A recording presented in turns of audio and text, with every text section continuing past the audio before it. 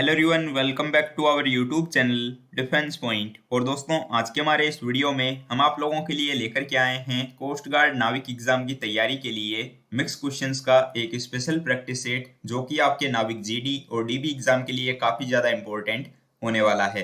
तो वीडियो को एंड तक देखें, और अगर आप लोग चैनल के ऊपर पहली बार विजिट कर रहे हैं तो इसको सब्सक्राइब करना बिल्कुल भी ना भूलें। तो चलिए शुरू करते हैं वीडियो बिना किसी देरी के। तो देखिए, पहला प्रश्न जो कि आपको दिया गया है कि समुद्र के पानी का नीला रंग का होने का क्या कारण है। तो देखिए दोस्तों, यहाँ पर आपको ऑप्शंस दिए गए हैं कि समुद्र के पानी में जो है अशुद्ध वस्तुओं द्वारा नीले रंग की रोशनी का अपवर्तन, ऑप्शन बी पानी द्वारा रोशनी का बिखराव, ऑप्शन सी पानी द्वारा लाल रंग का अपवर्तन, या फिर ऑप्शन डी समुद्री पानी में पूर्ण आंतरिक परावर्तन। तो देखिए दोस्तों, क्या होता है ना कि समुद्र के पानी का नीला रंग दिखाई देने का कारण यह है कि जब सूरज से प्रकाश की किरणें समुद्र के ऊपर गिरती है ना, तो विशेष करके उस जगह पर जहां पर समुद्र का पानी गहरा और साफ होता है, तो वहां से जो है ये परावर्तित होने के बाद में प्रकाश में जो मौजूद 7 रंग होते हैं ना, तो उनमें से केवल जो है नीला रंग ही जो है ना, ये हमारी आंखों तक पहुंच पाता है। तो इसी वजह से जो है समुद्र का जो पानी है ये हमें नीले रंग का दिखाई देता है। जैसा कि आप लोग यहाँ पर ऑप्शन बी के अंदर देख सकते हैं कि पानी द्वारा रोशनी का बिखराव, तो ये ऑप्शन जो है यहाँ पे सही जवाब होगा। अब देखिए क्वेश्चन नंबर 2, और यहाँ पर क्वेश्चन है आपके पास में कि निम्नलिखित में से कौन सा जो है नवीकरणीय ऊर्जा यानी कि रिन्यूएबल एनर्जी का सोर्स नहीं है। तो यहाँ पर आपको ऑप्शंस दिए गए हैं पवन ऊर्जा, भूतापीय ऊर्जा, जीवाश्मों से ऊर्जा, या फिर सौर ऊर्जा। तो देखिए दोस्तों, यहाँ पे जो है आपका राइट आंसर हो जाएगा ऑप्शन सी। पवन ऊर्जा, भूतापीय ऊर्जा और ये जो सौर ऊर्जा होती है ना, ये नवीकरणीय ऊर्जा के स्रोत हैं। जबकि ये जो जीवाश्मों से प्राप्त ऊर्जा होती है, ये गैर नवीकरणीय ऊर्जा की स्रोत की श्रेणी में रखी जाती है। ठीक है। और दोस्तों, ये जो नवीकरणीय स्रोत से प्राप्त ऊर्जा जो होती है ना, इसको हम स्वच्छ ऊर्जा भी बोलते हैं, क्योंकि दोस्तों इससे जो है ना पर्यावरणीय प्रदूषण कम होता है। ठीक है। अगला प्रश्न देखिए, तो यहाँ पे आपको क्वेश्चन दिया हुआ है कि निम्नलिखित में से जो है किसने प्रोटॉन की खोज की थी। तो यहाँ पर देखिए आपके पास में ऑप्शंस हैं James Chadwick, John Dalton, Ernest Rutherford, या फिर यूजीन गोल्डस्टीन। तो देखिए दोस्तों, आपको पता ही है कि इलेक्ट्रॉन, प्रोटॉन और न्यूट्रॉन ये तीनों ही जो है परमाणु में पाए जाते हैं। और परमाणु जो है किसी भी तत्व का वो सूक्ष्मतम कण है जो कि किसी भी रासायनिक अभिक्रिया में भाग ले सकता है। ठीक है। इलेक्ट्रॉन की खोज का आपको पता है जे थॉमसन के द्वारा की गई थी। न्यूट्रॉन की जो खोज है वो जेम्स चैडविक के द्वारा की गई थी। और दोस्तों, वहीं अगर बात करें ना प्रोटॉन की खोज को लेकर, तो इसमें जो है कई वैज्ञानिकों का योगदान रहा है, जिसमें कि जो गोल्डस्टीन और रेदरफोर्ड है, इनको जो है प्रोटॉन का खोजकर्ता माना जाता है। ठीक है। तो ये दोनों पॉइंट्स आप लोग याद रखेंगे कि प्रोटॉन के साथ में जो है दो वैज्ञानिकों का नाम आता है, जिसमें कि एक हो जाएंगे अर्नेस्ट रेदरफोर्ड और दूसरे होंगे यूजीन गोल्डस्टीन। ठीक है।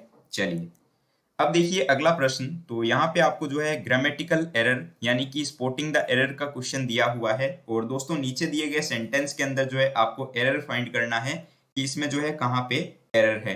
तो देखिए सेंटेंस क्या है आपके पास में कि she lost a big order from a non showroom in case of her own carelessness. ठीक है।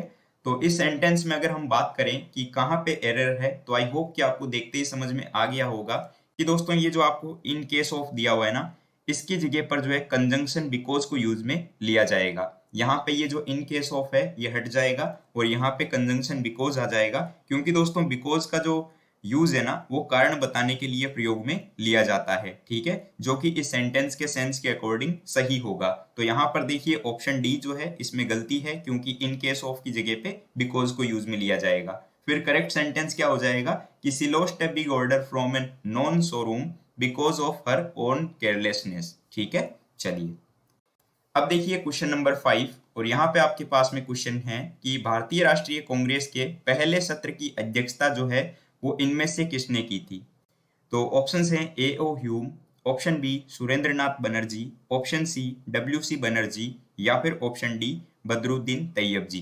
तो देखिए दोस्तों, कांग्रेस में से जो है अक्सर क्वेश्चन पूछा जाता है, और ये क्वेश्चन भी जो है काफी बार रिपीट हुआ है एग्जाम में। तो भारतीय राष्ट्रीय कांग्रेस की स्थापना आपको पता ही है कि ब्रिटिश राज्य में 1885 में हुई थी, और इसके संस्थापक जो है वो ए ओ ह्यूम थे। ठीक है। और भारतीय राष्ट्रीय कांग्रेस का जो पहला अधिवेशन है ये 28 से लेकर के 31 दिसंबर 1885 को बंबई में हुआ था। और इसके जो अध्यक्ष थे वो व्योमेश चंद्र बनर्जी यानी कि WC बनर्जी थे। ठीक है, और दोस्तों इसमें जो है 72 यानी कि 72 सदस्यों ने भाग लिया था। अब देखिए अगला प्रश्न, तो यहाँ पे आपको क्वेश्चन दिया हुआ है कि भारत का जो सबसे बड़ा केंद्र शासित प्रदेश है वो इनमें से कौन सा है। तो आपके पास में ऑप्शंस हैं गोवा, अंडमान और निकोबार द्वीप, पुदुचेरी या फिर चंडीगढ़। तो यहाँ पे आपका राइट आंसर हो जाएगा ऑप्शन बी। देखिए अंडमान और निकोबार द्वीप जो है ना, ये समूह मतलब कि भारत का सबसे बड़ा केंद्र शासित प्रदेश है। इसकी राजधानी आपको पता होगी पोर्ट ब्लेयर है। और दोस्तों यहाँ पर देखिए कि ये द्वीप जो है ना, मतलब कि बंगाल की खाड़ी के दक्षिण में हिंद महासागर में स्थित है। ठीक है, और अंडमान और निकोबार द्वीप समूह जो है ना, ये लगभग मतलब कि 570 छोटे मोटे द्वीपों से मिलकर के बना हुआ है। ठीक है, चलिए अब देखिए प्रश्न संख्या 7। यहाँ पर क्वेश्चन है कि भारत की संविधान सभा की जो प्रारूप समिति थी यानी कि ड्राफ्टिंग कमिटी, इसके अध्यक्ष कौन थे। ये क्वेश्चन भी जो है आप लोगों ने काफी बार एग्जाम में देखा होगा, अक्सर जो है रिपीट होते रहता है। तो यहाँ पर आपके पास ऑप्शंस हैं KM Munshi, DP Khetan, option C doctor BR Ambedkar या फिर ऑप्शन डी TT कृष्णमाचारी। तो यहाँ पे दोस्तों आपका राइट आंसर हो जाएगा ऑप्शन सी। देखिए दोस्तों जो डॉक्टर भीमराव अंबेडकर है, ये जो है आपके संविधान सभा की जो प्रारूप समिति थी इसके अध्यक्ष थे। ठीक है, चलिए नाउ क्वेश्चन नंबर 8। और यहाँ पे भी देखिए दोस्तों आपको जो है ग्रामेटिकल एरर का ही सेंटेंस दिया हुआ है, यानी कि आपको जो है सेंटेंस के अंदर ग्रामेटिकल एरर को फाइंड करना है। तो आपके पास में सेंटेंस है यहाँ पर कि I will stop to refreshments at the next restaurant on the highway. तो यहाँ पे आपको बताना है कि इस सेंटेंस में कहाँ पर गलती है। तो देखिए दोस्तों सेंटेंस में जो है स्टॉप के बाद में रिफ्रेशमेंट के संबंध में जो है ना फॉर प्रीपोजिशन को यूज में लिया जाएगा। ठीक है, क्योंकि दोस्तों रिफ्रेशमेंट मतलब कि जो हिंदी में बोलते हैं ना जलपान। ठीक है, तो स्टॉप के साथ में जो है फॉर प्रीपोजिशन यूज में आता है। तो यहाँ पर देखिए करेक्ट सेंटेंस क्या हो जाएगा कि आई विल स्टॉप फॉर। ठीक है, आई will stop for refreshment eight the next restaurant on the highway, यानी कि गलती है इसके ऑप्शन डी में, क्योंकि यहाँ पर टू की जगह पे आएगा फोर। ठीक है, क्योंकि स्टॉप के साथ में फोर प्रीपोजिशन आता है। Now question number 9। और यहाँ पे देखिए दोस्तों आपको जो है कोडिंग डिकोडिंग का क्वेश्चन दिया हुआ है, जिसमें कि बोला जा रहा है कि किसी एक निश्चित कूट भाषा में यदि IF को जो है 225 के रूप में BUT यानी बट को जो है इस तरीके से लिखा जाता हो, तो आपको बताना है कि उसी कूट भाषा में ये जो स्लिप वर्ड है इसको किस तरीके से लिखा जाएगा। तो दोस्तों हम ये चेक कर लेते हैं कि यहाँ पर इफ वर्ड को जो है 225 से किस तरीके से लिखा गया है। तो हम जानते हैं कि I जो है अल्फाबेट में 9 नंबर पे आता है और F जो है ये आपके 6 नंबर पे आता है। ठीक है, तो यहाँ पे हम मल्टीप्लाई करें तब भी ये आंसर आ नहीं पाएगा। ठीक है, क्योंकि दोस्तों 225 जो है ये एक बड़ा नंबर है, तो यहाँ पर मल्टीप्लाई तो होगा नहीं। यानी कि यहाँ पर क्या हो सकता है ये आपको चेक करना है। तो देखिए दोस्तों यहाँ पे आप क्या कर सकते हैं कि इस 9 और 6 को आप लोग ऐड कर लीजिए। ठीक है, तो 9 और 6 को आप जब ऐड करेंगे ना तो आपको यहाँ पर क्या मिलेगा 15। ठीक है, इस 15 का आप स्क्वायर कर दीजिए जिससे कि आपको 225 मिल जाएगा। ठीक है, ठीक इसी तरीके से बट के अंदर भी किया हुआ है, जैसे कि आप यहाँ पर देख सकते हैं कि B जो है ये आपके 2 नंबर पे आता है, U जो है ये आपके 21 नंबर पे आता है और T जो है ना ये आपके 20 नंबर पे आता है। तो इनको आपस में आप जोड़ लेंगे और आपको यहाँ पर क्या मिलेगा 43। ठीक है, 43 का जब आप स्क्वायर करेंगे तो आपको यहाँ पर मिल जाएगा क्या 1849। अब देखिए आपको क्या करना है, स्लिप के लिए बताना है ना। तो S आता है 19 नंबर पे, L आता है आपका 12 नंबर पे, I आता है 9 नंबर पे और P आता है 16 नंबर पे अल्फाबेट्स में। इनको आप ऐड करेंगे तो आपको 56 मिलेगा और 56 का देखिए आपको स्क्वायर करना है। तो यहाँ पे दोस्तों मैं कैलकुलेटर यूज में लूंगा। ठीक है, तो एक्चुअली इसका आंसर आ जाएगा आपके पास में 3136। ठीक है, तो राइट आंसर हो जाएगा यहाँ पर आपका ऑप्शन A 3136। तो उम्मीद करता हूँ कि ये क्वेश्चन भी आपको समझ आया होगा, काफी टॉप लेवल का क्वेश्चन था वैसे। ठीक है, बढ़ते हैं अगले सवाल की तरफ। तो अब देखिए प्रश्न संख्या 10। यहाँ पे जो है आपको सीरीज का एक क्वेश्चन दिया हुआ है और आपको बताना है कि उस संख्या की पहचान करें जो निम्न श्रेणी में संबंधित नहीं है। यानी कि यहाँ पर इन सीरीज में कौन सा नंबर एक गलत है ये आपको बताना है। तो दोस्तों अगर आप लोग इस सीरीज को ध्यान से ऑब्जर्व करेंगे, इसको समझेंगे, तो आपको ये समझ में आएगा कि ये जो सीरीज है ना 2 स्टेप में कंप्लीट हो रही है। जैसे कि यहाँ पर देखिए 25 से 23 यानी कि यहाँ पे क्या हुआ है -2। उसी तरीके से देखिए 28 से 30 यानी कि यहाँ पे क्या हुआ है +2। अब देखिए 23 से 21, तो 23 से 21 यानी कि यहाँ पे क्या हुआ है, -2। ठीक है। अब देखिए दोस्तों 30 से 33, तो 30 से 33 यानी कि यहाँ पे दोस्तों क्या हुआ है, +3 हुआ है। जबकि आप लोगों ने देखा कि नीचे -2 हो रहा था, तो उसी तरीके से ऊपर भी जो है +2 और +2 होना चाहिए था। तो यहाँ पे 33 की जगह पर जो है 32 आना चाहिए था, तो इसीलिए जो है ऑप्शन डी गलत है। ठीक है, क्योंकि यहाँ ऊपर +2 ही होना चाहिए था, ना कि +3। अगला सवाल देखिए, तो यहाँ पे आपको क्वेश्चन दिया हुआ है कि जो हमारा ब्लड होता है यानी कि रक्त, तो इसका रंग जो है निम्नलिखित में से किसकी उपस्थिति के कारण जो है लाल होता है। तो आपको ऑप्शंस दिए गए हैं साइटोक्रोम, क्लोरोफिल, हीमोसाइनिन या फिर हीमोग्लोबिन। तो ये क्वेश्चन जो है ना आपके नेवी एमआर और एयरफोर्स वाई ग्रुप दोनों एग्जाम के अंदर देखा गया है। तो देखिए दोस्तों, हम जानते हैं कि जो रक्त का रंग है ये लाल आपके उसमें उपस्थित जो हीमोग्लोबिन होता है उसकी उपस्थिति के कारण होता है। तो राइट आंसर हो जाएगा ऑप्शन डी, हीमोग्लोबिन की उपस्थिति के कारण जो है रक्त का रंग लाल होता है। देखिए दोस्तों, वास्तव में ग्लोबिन जो है ना ये एक प्रोटीन होती है जिसमें हिम नामक रंजक पाए जाने के कारण जो है रक्त का जो रंग है ना वो लाल रंग का हो जाता है। ठीक है, और हीमोग्लोबिन में पाया जाने वाला लोह यौगिक जो होता है ना वो हीमेटिन होता है। ठीक है, और मनुष्य के अंदर जो है हीमोग्लोबिन की कमी के कारण जो है ना एनीमिया नामक रोग हो जाता है। तो ये पॉइंट भी आपको विशेष तौर पे ध्यान में रखना है। ठीक है। अब देखिए प्रश्न संख्या 12, और यहाँ पर दोस्तों आपको फिलर्स का एक क्वेश्चन दिया हुआ है। आपको बताना है कि सेंटेंस में जो है फिल इन द ब्लैंक में कौन सा ऑप्शन फिलअप होगा।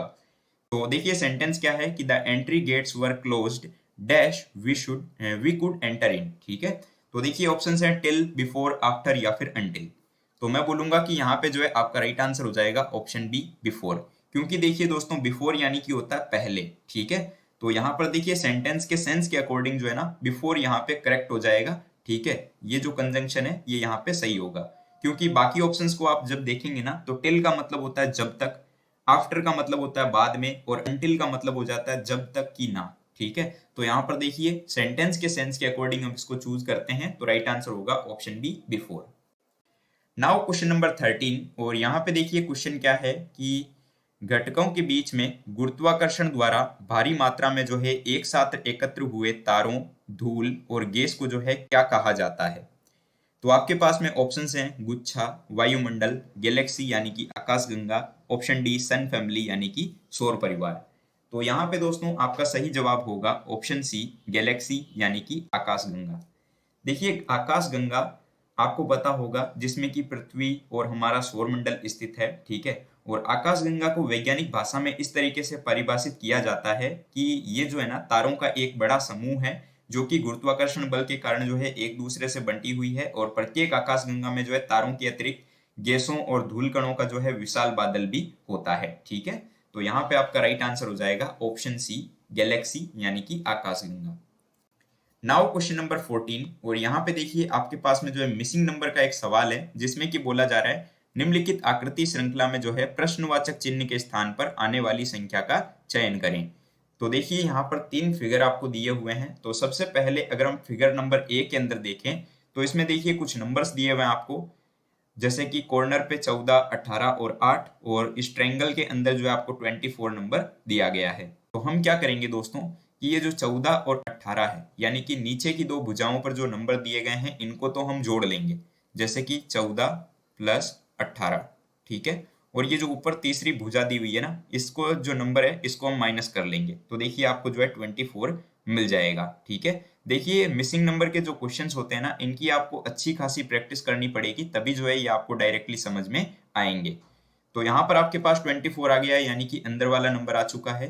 तो इसी तरीके से आप लोग जो है फिगर नंबर सी के लिए भी सॉल्व कर सकते हैं। ठीक है, तो आपको क्या करना है कि नीचे की जो दो भुजाएं हैं जैसे कि 12 और 10 इनको तो ऐड कर लेना है, जिससे कि आपके पास एक नंबर आ जाएगा, और उसमें से जो है माइनस को 4 कर देना है जो ऊपर भुजा पर दिया गया है। तो देखिए सिंपल सी बात है कि यहाँ पर आपको क्या मिलेगा, 12 और 10 22, 22 में से आप 4 माइनस कर लेंगे जिससे कि आपको मिलेगा 18। तो 18 आपका आंसर है जो कि आपको ऑप्शन सी के अंदर दिया हुआ है। ठीक है, और वैसे बाकी आप लोग जो है दोस्तों हमारी रीजनिंग की प्लेलिस्ट को भी चेकआउट कर सकते हैं। हमने जो है लगभग 15 वीडियोस आपको उसमें प्रोवाइड करवाए हैं जिसमें कि हमने जो है कोस्ट गार्ड एग्जाम के सभी टॉपिक्स को जो है कवर कर दिया है।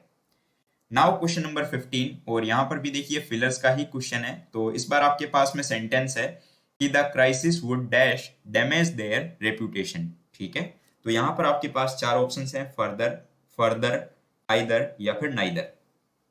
तो इसमें से आपको बताना है कि क्या फिलअप होगा यहाँ पर। तो सेंटेंस के सेंस के अकॉर्डिंग अगर आप देखेंगे तो यहाँ पे ये जो फिल इन द ब्लैंक है इसमें जो है फर्दर आ जाएगा, जो कि आपको ऑप्शन में दिया हुआ है।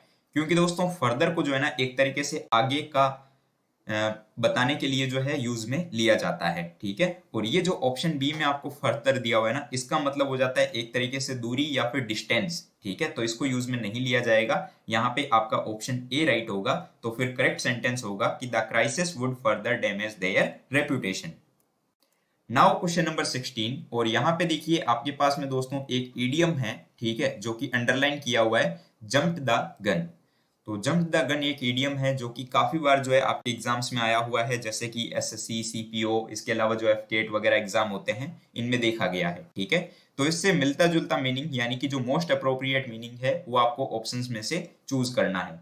तो यहाँ पे आपको समझना है सबसे पहले कि ये जो जंप द गन ईडियम आपको दिया हुआ है इसका मीनिंग क्या होता है। ठीक है, तो यहाँ पर देखिए दोस्तों, अगर इस ईडियम के मीनिंग को लेकर बात करें ना, तो इसका मतलब हो जाता है एक तरीके से मतलब कोई काम जल्दीबाजी में करना, यानी कि शीघ्रता से कार्य करना। ठीक है, तो यहाँ पर देखिए अगर आप ऑप्शंस देखेंगे तो ऑप्शन सी जिसमें कि दिया हुआ है एक्टेड हैस्टली, यानी कि एक तरीके से जो है शीघ्रता से कोई काम करना। ठीक है, या फिर जल्दीबाजी में कोई काम करना, तो ये जो है इसका अप्रोप्रिएट मीनिंग हो जाएगा। नाउ क्वेश्चन नंबर 17, और यहाँ पर देखिए आपको जो है वन वर्ड सब्स्टिट्यूशन बताना है। ये जो नीचे आपको ग्रुप ऑफ वर्ड्स दिया हुआ है जिसमें कि बोला जा रहा है कि someone who leaves one's country to settle in another country. ठीक है, तो वो व्यक्ति जो कि अपना देश छोड़ करके दूसरे देश के अंदर सेटल हो जाता है उसको क्या कहा जाता है, ये पूछा जा रहा है। ठीक है, तो ऑप्शंस हैं टूरिस्ट, इमिग्रेंट, फॉरेनर या फिर एक्सप्लोरर। तो देखिए दोस्तों, आपको पता है कि टूरिस्ट यानी कि तो पर्यटक हो जाता है, तो ये तो हो नहीं सकता। फॉरेनर यानी कि एक तरीके से आपको पता है ये विदेशी को हम फॉरेनर बोलते हैं, ये भी नहीं हो सकता। एक्सप्लोरर यानी कि होता है खोज करने वाला, तो ये भी नहीं होगा। तो जाहिर सी बात है ऑप्शन बी राइट हो जाएगा, इमिग्रेंट, क्योंकि इमिग्रेंट यानी कि होता है प्रवासी होना, यानी कि अपना देश छोड़ करके दूसरे देश में बस जाना। तो right answer will be option B. Now question number 18, और यहाँ पर देखिए मैथ्स का काफी गजब क्वेश्चन दिया हुआ है। इस टाइप का क्वेश्चन आपको एग्जाम में जरूर से देखने को मिलेगा, तो इसको ध्यान से समझिएगा। क्वेश्चन में बोला जा रहा है कि दो संख्याओं का जो अनुपात है ना, ये 4:5 है। यदि पहली संख्या में 1 घटाया जाता है और दूसरी संख्या में 2 जोड़ा जाता है तो नया अनुपात 3:4 आ जाता है। अब बोला जा रहा है यदि पहली संख्या और दूसरी संख्या में क्रमशः 8 और 4 जोड़ दिया जाए तो यह नया अनुपात क्या होगा। तो दोस्तों हम मान लेते हैं कि जो संख्याएं हैं वो 4x और 5x है। ठीक है, क्योंकि आपको 4:5 दिया हुआ है। अब देखिए क्वेश्चन के अकॉर्डिंग यहाँ पर जो है हमें चलते हुए जाना है। तो क्वेश्चन में बोला जा रहा है कि पहली संख्या में 1 घटाया जाता है। तो पहली संख्या हमारी 4x है, तो इसमें से आप 1 घटा लो, और दूसरी संख्या में आपको कितना जोड़ना है, तो 2 जोड़ना है, तो 5x प्लस का 2 हो जाएगा। ठीक है, फिर बोला जा रहा है कि इनका जो नया अनुपात आता है ये क्या हो जाता है, नया अनुपात हो जाएगा 3:4। ठीक है, तो 3:4 को मैं 3/4 भी लिख सकता हूँ। अब देखिए इसको जब आप सॉल्व करेंगे ना, तो ये क्या आएगा, 4 चौके 16 x माइनस 4, और इज इक्वल टू में आ जाएगा आपके पास 5, तो ये 15x प्लस 6। ठीक है, तो यहां से आप x की वैल्यू निकाल सकते हैं। x की वैल्यू आपके पास में 10 आ जाएगी। तो देखिए संख्याएं क्या हो जाएगी दोस्तों, तो 4x आपने मानी थी, तो यहाँ पे 4 इंटू एक्स की जगह पे आप 10 लिख देंगे, तो यहाँ पे आपके पास संख्या आ गई पहली वाली 40। ठीक है, और दूसरी संख्या क्या हो जाएगी, तो दूसरी संख्या आपके पास में देखिए 5 इंटू 10 आप लिखेंगे, तो यहाँ पे देखिए दोस्तों आपके पास में दूसरी संख्या भी आ गई 50। तो पहली संख्या 40 और दूसरी 50 आई। अब आगे क्वेश्चन में ये बोला जा रहा है कि यदि पहली संख्या और दूसरी संख्या में क्रमशः 8 और 4 को जोड़ दिया जाए, यानी कि बोलने का मतलब यह है कि अगर पहली संख्या 40 है तो उसमें जो है अगर 8 को जोड़ा जाए और दूसरी संख्या जो कि आपके 50 है तो उसके अंदर जो है आपके 4 को जोड़ा जाए, तो जो नया अनुपात होगा वो क्या होगा। तो देखिए दोस्तों आपको पता है 40 और 8 48 हो जाएगा 54, और ये हो जाएगा 54। ठीक है, यानी कि 54। तो यहाँ पर देखिए ये 8:9 आ जाएगा ना। ठीक है, इसको मैं 8/9 लिख सकता हूँ। इसका मतलब यही हुआ कि 8:9। तो right answer will be option B. उम्मीद करता हूँ कि क्वेश्चन आप समझ गए होंगे। ठीक है, अगला सवाल देखिए। तो प्रॉफिट एंड लॉस का क्वेश्चन आपके सामने है, और इस चैप्टर में से भी जो है 2 क्वेश्चन आपको देखने को मिल जाते हैं एग्जाम में।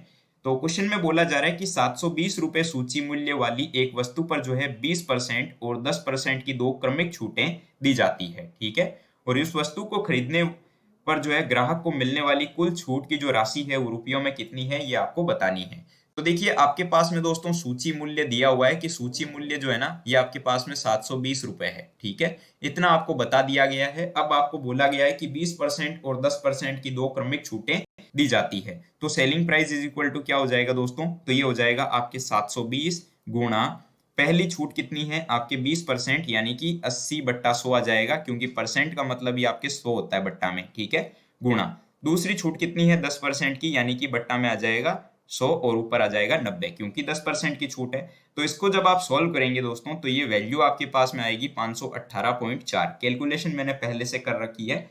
तो अब आप लोग निकाल सकते हैं कि ग्राहक को मिलने वाली कुल छूट कितनी होगी। तो कुल छूट बराबर कितना हो जाएगा, सूची मूल्य में से इसको घटा दीजिए। तो यहाँ पर देखिए 720 माइनस हो जाएगा 518.4, ठीक है, जिससे कि आपके पास में आंसर आएगा 201.6 और ये आपका आंसर है जो कि आपको ऑप्शन सी में दिया गया है, ठीक है। चलिए अब देखिए क्वेश्चन नंबर 20 जो कि आज के इस वीडियो का लास्ट क्वेश्चन है और ये भी काफी अच्छा क्वेश्चन आपको दिया हुआ है। इसमें बोला जा रहा है कि एक निश्चित राशि का जो 7 वर्षों की अवधि के लिए साधारण ब्याज पर निवेश किया गया, ठीक है। कोई एक राशि है जिसको 7 वर्षों के लिए साधारण ब्याज पर निवेश किया गया और 7वें वर्ष की अवधि के दौरान दोनों वर्षों का जो अर्जित ब्याज है वो 292 था। यानी कि 2 वर्ष का अर्जित ब्याज कितना है 292, ठीक है। 2 वर्ष का ब्याज बराबर आपके पास में कितना है यहाँ पर 292। तो देखिए दोस्तों एक वर्ष का आप निकाल सकते हैं, ठीक है। एक वर्ष का कितना हो जाएगा, तो एक वर्ष का यहाँ इसका आधा हो जाएगा यानी कि 146। तो आपको 7 वर्षों के लिए बोला गया था ना क्वेश्चन में, तो इसको जो है 7 वर्षों के लिए बता देंगे आप कितना हो जाएगा। तो 7 वर्षों का अर्जित ब्याज बराबर 146 गुणा 7 कर दीजिए, ठीक है, जिससे कि आपको मिल जाएगा 1022, ठीक है। इतनी बात समझ में आई। अब बोला जा रहा है कि यदि परिपक्वता की राशि जो है ना वो 3942 हो तो ब्याज दर की गणना करें, यानी कि दर आपको बतानी है। तो देखिए परिपक्वता राशि कितनी दी हुई है, ठीक है। परिपक्वता की राशि आपको कितनी दी हुई है, तो ये आपको दे दी है 3942। तो यहाँ पर 3942 हम लिख लेंगे। इस 3942 में से दोस्तों अगर आप लोग 1022 को घटा लेंगे तो आपको जो है प्रिंसिपल अमाउंट मिल जाएगी, यानी कि मूलधन। तो देखिए principal amount is equal to क्या होगा 3942 माइनस 1022, ठीक है, क्योंकि 1022 जो है ना ये 7 वर्षों का ब्याज है। तो यहाँ पर आपके पास प्रिंसिपल आ चुका है 2920, ठीक है, 2920 आ गया। तो simple interest is equal to क्या हो जाएगा, तो simple interest is equal to आप लोग जानते हैं principal into rate into time बटा 100 होता है, ठीक है। तो यहाँ पर आपके पास जो वैल्यूज है उसको पुट कर दीजिए, जैसे कि आपके पास में प्रिंसिपल है इंटू रेट आपको निकालनी है इंटू टाइम आपके पास 7 वर्ष था बट्टा में आपके पास 100 है, ठीक है। इतनी बात समझ आई। तो यहाँ से आप लोग रेट इज इक्वल टू आराम से निकाल सकते हैं। रेट इज इक्वल टू क्या हो जाएगा 1022 गुणा 100 बट्टा में आपके क्या आ जाएगा, बट्टा में आएगा आपके 2920 गुणा 7। तो इसको सॉल्व कर लेंगे तो रेट आएगी 5%, ठीक है। तो right answer will be option A. उम्मीद करता हूं कि आपको सारे 20 क्वेश्चन समझ में आए होंगे। तो दोस्तों अब एक क्वेश्चन आप लोगों के लिए है क्वेश्चन फॉर यू सीरीज में, जैसा कि हमारे हर वीडियो में होता है। तो आपके लिए क्वेश्चन है यहाँ पर कि select the most appropriate antonym of the given word. देखिए एंटोनियम आपको यहाँ पे बताना है और नाविक एग्जाम में 3 से 4 क्वेश्चन आपको सिनोनियम और एंटोनियम के देखने को मिलेंगे। तो यहाँ पे आपके पास में एक वर्ड है डिफरेंस, ठीक है। तो डिफरेंस का मतलब आप सभी लोग जानते ही हैं, भिन्नता होता है। तो इसका जो है आपको एंटोनियम बताना है कि एंटोनियम क्या हो जाएगा। आपके पास में 4 ऑप्शंस हैं यहाँ पर, सिमिलरिटी, कॉन्ट्रास्ट, डिस्टिंक्शन या फिर एक्सेप्टेंस। तो जो भी इसका राइट आंसर है वो आप लोग इस वीडियो के नीचे दोस्तों कमेंट बॉक्स में कमेंट करके बताएंगे। आपको ये वीडियो कैसा लगा इसके बारे में जरूर से बताइएगा। वीडियो पसंद आया हो तो इसको लाइक करिएगा। अगर आप लोग हमारे चैनल के ऊपर पहली बार आए हैं तो इसको सब्सक्राइब करें और दोस्तों के साथ में शेयर करना बिल्कुल भी ना भूलें। और दोस्तों इसके अलावा आप लोग हमारे टेलीग्राम ग्रुप को जरूर से ज्वाइन कर लें, जिससे कि आप लोगों को पीडीएफ, स्टडी मटेरियल और सब कुछ मिलता रहेगा। उसकी लिंक वीडियो के नीचे डिस्क्रिप्शन बॉक्स में आपको दी हुई है। तो मिलते हैं नेक्स्ट वीडियो में, तब तक के लिए जय हिंद एंड बाय।